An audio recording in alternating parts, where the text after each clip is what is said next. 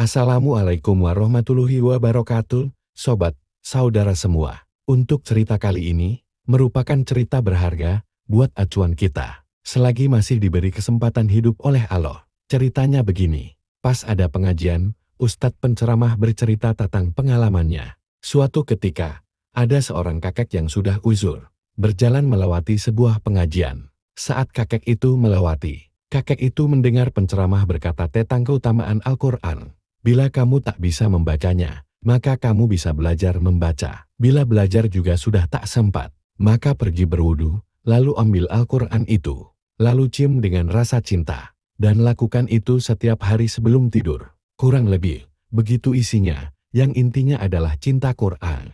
Setelah sampai di rumah yang sederhana, kakek bercerita ke istrinya si nenek. Karena dia hanya tinggal dengannya, bahwa kakek tertarik dengan itu.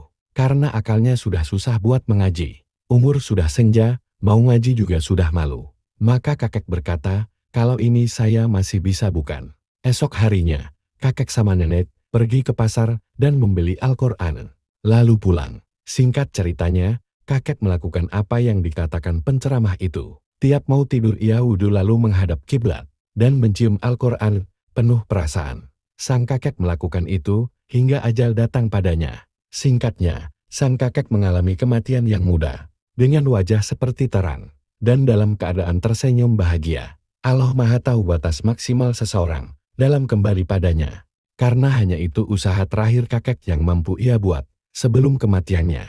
Tak ada usaha kembali pada Allah yang akan sia-sia. Asalkan itu dilakukan dengan kesungguhan dan pada batasnya.